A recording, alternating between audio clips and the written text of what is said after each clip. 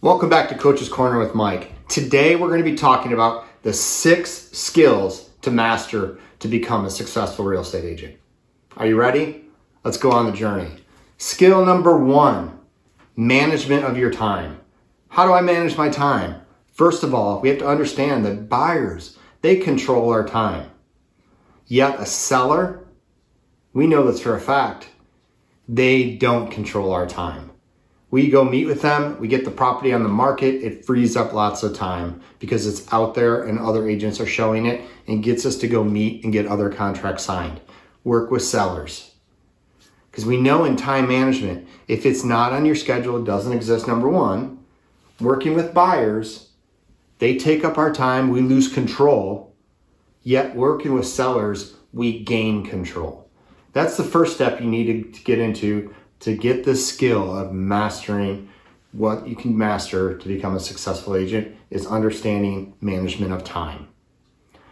Skill number 2, prospecting, lead generation, whatever you want to call it. I call it conversation time. Whatever you want to call it that gets that drunk monkey off your shoulder to talk you out of it, call it that, but do it. So can you talk to people without being embarrassed? You got to remember that. Can you do that? If you can get good at this. If you can't, work on it.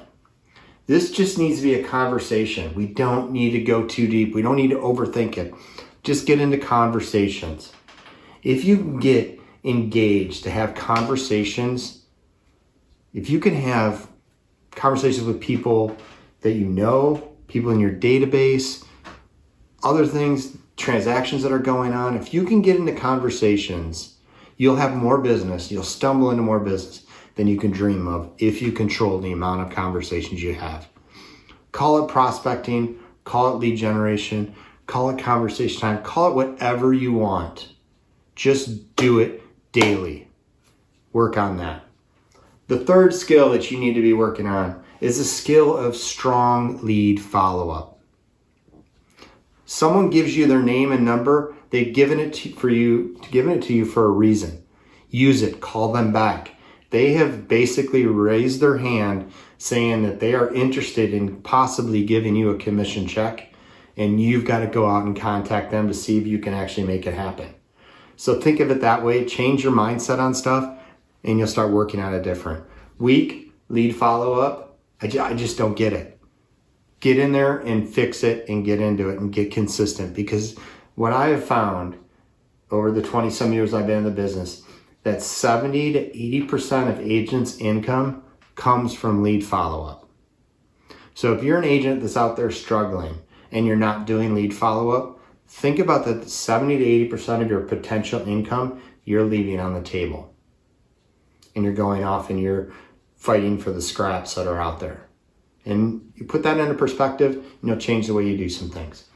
The fourth thing that you need to work on, the skill set that you need to work on to master to become a successful real estate agent is strong pre-qualifying. Okay? You don't have to work with every seller and every buyer that comes to you.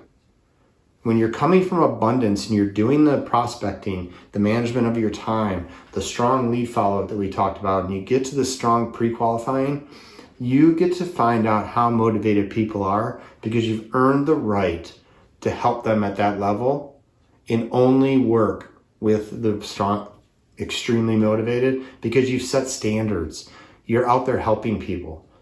But when you have weak lead follow-up and you're not prospecting daily, you have to work with everyone that comes your way. And that everyone is a small number. So you come from scarcity in that aspect. So have strong strong pre-qualifying. Go through and find out what their desire is to move, to buy the home, to sell the home they're in. Find out their motivation. Find out their ability to sign a contract. Find that out before you get out on the appointment or as soon as you get out on the appointment. Ask some strong lead pre-qualifying questions. You're pre-qualifying to find the path and the way to help them the best. So when you get out there and you meet with them, you have a path and a plan to help them. So look at it that way. Your doctor pre-qualifies you before he actually diagnoses you. We need to pre-qualify our clients before we can help them. All right, number 5, the skills that we need to master is you need to have strong presentation skills. Develop your strength in presenting. In order to develop your strength in presenting, you need to actually get out and do it. I believe that you need to go on 100 listing presentations before you can fully say you master it. Now, I'm not saying you need to go on 100 listing presentations to start getting listings. You're going to get listings right away, but you're not going to master the listing presentation and feel really, really good about it every single time until you do about 100 of them. And I know that number sounds crazy and you're like, oh, you're speaking crazy talk right now, because I get everyone I go out. I get it. I get that. But lots of times you're probably not doing a presentation, you're having conversations. But if you actually put together a presentation that you take them through a model and you go through this, yeah, I believe it's pretty close to 100 before you master it. Not that you're not good at it prior to it, you haven't mastered it. So keep pushing yourself forward and understand that very few that you're comparing yourself to have mastered the listing presentation, and you can do what they're doing and you can keep getting better. All right, the 6th skill that you need to master to be a successful real estate agent is the skill of handling objections. Sellers are not smart enough, buyers are not smart enough to come up with new objections. They are using the same objections over and over. There's really only about 20 of them or so that come up consistently. Now they're worded different, they come up with different things, but the skill of handling objections starts with number 1 is we need to identify if what they're saying to us is an objection or a condition. Most things that we believe are objections are conditions. You cannot overcome conditions. You can overcome objections. And an objection is really an unanswered question in the mind of the prospect because you haven't actually answered it to the level that they feel comfortable enough. So think about it that way.